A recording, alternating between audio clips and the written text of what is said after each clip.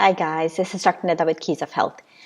We're living in the era of COVID-19. This is the reality of our existence. Of course, we want to protect our children and not let them have any undue stress or anxiety over a situation, but this is their reality too. Children are amazingly adaptable. The more they are aware, the more they will cooperate with you and be responsible. And honestly, protecting them from the grim realities of our times and their existence is no longer a feasible option. They need to know what's going on. When children know why they should be doing something and they're convinced, there is a very good chance they will do it right and even call you out when you slip. We have to talk to our children about COVID-19, talk to them about what it is, why people are staying home, why we should be staying home, what can happen if we go out, and what does the virus do to our bodies. It is amazing how much they can learn just through these discussions. That's real life learning. We can have these discussions with very little children too. All you have to do is change the vocabulary and simplify the explanation. Children learn through play. They retain a lot more information when it is presented in a hands-on, play-based form. You can tell your children to wash their hands 1,000 times, but they won't listen. But once you teach them the importance of washing their hands and how the germs stick on their hands and how only soap can get them off, they will learn. Likewise, if you use glitter, let's say, as germs and stick it on their hands, then let them wash their hands with just water and see if the germs come off. And then let them wash it off with soap and water. They will see and experience how germs are removed with soap and water. It's a lot more powerful than just your words. So what am I getting at? This is the first pandemic of their lives. We pray and hope that it will also be the last, but social and medical scientists are not so sure. These young children may have to deal with other diseases we have not seen until now, and on massive scales. Instead of sheltering them, this might be a good time to teach them responsibility about their health and their environment. What do kids need to do to protect themselves? First and foremost, washing their hands. Children can wash their hands with soap, but they don't necessarily know how to properly use the soap, how to properly apply it. This video that I'm going to share with you is a good visual representation of how hands should be washed. So they're completely covered in soap to make sure the germs are removed. Replicate this with your children at home. Let them apply paint just like this so they see what happens.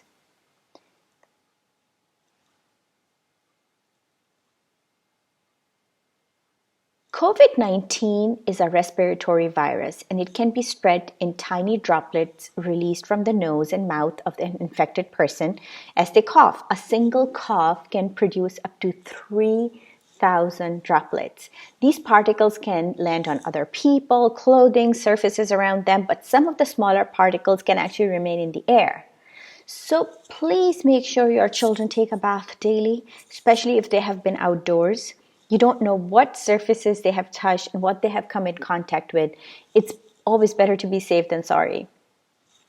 Make sure as soon as they or anyone in the family come home, the clothes go in the wash. If you suspect that you may have come in contact with someone who is COVID positive, then you don't even want to wash their clothes with the rest of the clothes. Make sure you do that load separately and with maximum hot water.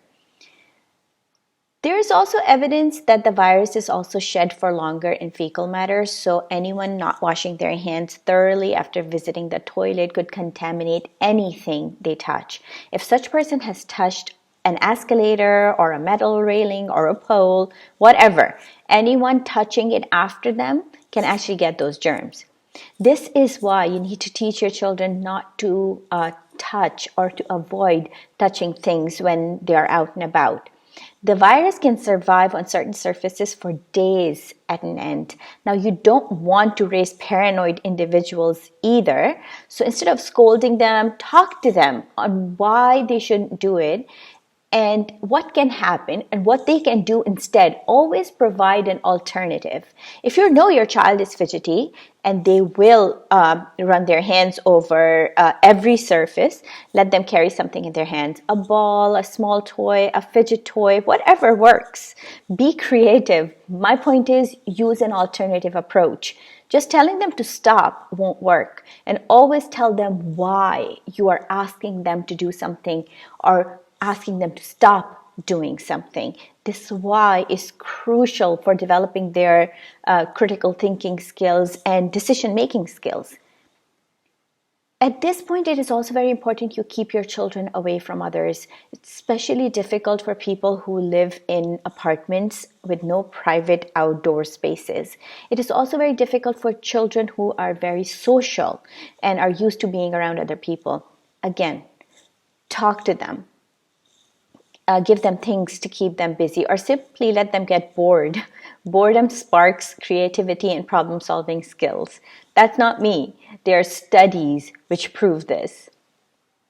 Another thing you want to do is wipe or clean and disinfect surfaces as much as possible. Now, you cannot, realistically speaking, you cannot disinfect the entire house every day.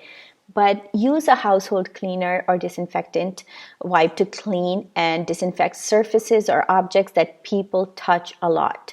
Wipe down all the kitchen counters, electronics, remote controls, refrigerator, and definitely disinfect the bathroom daily. The most important thing, and I cannot stress this enough, is strengthen your children's immune system. This might be a good time to introduce good multivitamin and mineral supplements in their diet. Talk to them about the importance of eating healthy and eating colorful foods. Encourage them to try and reward them with praises and even small incentives like stickers when they do try. There are ways you can boost your children's immunity, and eating fresh fruits and vegetables is definitely the first and foremost. Make sure they get enough sleep. An infant may need up to 16 hours of crib time a day. Toddlers require 11 to 14 hours daily, and preschoolers need 10 to 13 hours. If your child can't or won't take naps during the day, then try to put them to bed earlier. Exercise and active lifestyle boosts immunity. If you're under lockdown and not able to be active outdoors, make sure that you exercise as a family for at least 30 minutes a day. And children require a lot more activity time, so make sure that you shut those electronics off and have a busy time or active time for them, even if it's just jumping on the cushions, whatever it is. Provide a safe space for them to be active. And the second point, I cannot stress this enough, banish secondhand smoke from your environment. If you or any other adult in the family smoke, make sure that you smoke away from the kids, outside the house if possible. Kids are more susceptible than adults to the harmful effects of secondhand smoke because they breathe at a faster rate. A child's natural detoxification system is also less developed than adults. Secondhand smoke increases a child's risk of lots of diseases and respiratory diseases, and not to mention the toll it takes on their immune system and how it compromises it. Another thing you want to do at a time like this, and in general, is give them immunity boosting snacks.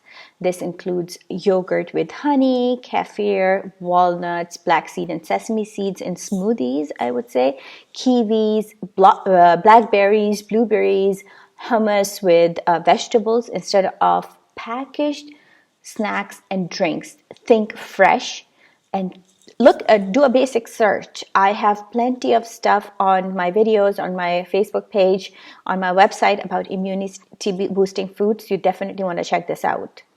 There are herbal supplements as well that you can give your children.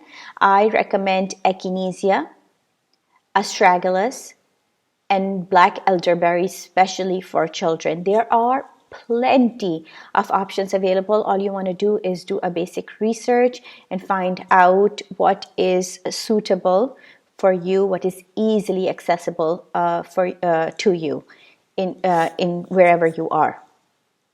Vitamin C and vitamin D are both very important for immune system's ability to fight any viruses. So it becomes extremely important at a time like this when we are dealing with this unknown virus to prepare their bodies to fight off a virus. These are liquid supplements available for children. I would recommend giving vitamin D supplements regardless, and vitamin C if your child has poor diet. You can give them both. They're safe for children of all ages. And definitely you want to look at the dietary recommendations to see how which supplement is suitable for children of which age. Breathing in clean air is good for immune system. If you live near a beach, take advantage of that. Breathing in mineral-rich air works like a supplement. Mountain air is also clean and good for us. If you don't have access to it, I would recommend investing in a good air purifier. It is really worth it. Last but not least, make sure your children are well hydrated. It is good for their immune system and especially crucial in fighting this novel coronavirus, which affects the lungs. And last thing you want are dry lungs. Like I said, children are growing up in a world where they need to be responsible for their health and their well-being. It is never too early to teach them this responsibility. You are going to do your best, but let them support you in your efforts to keep them safe and healthy. If you have any questions or comments, please feel free to contact me. I will see you next time with another video. Take care. Please subscribe to my channel. Please share this video with your friends and family. Bye-bye.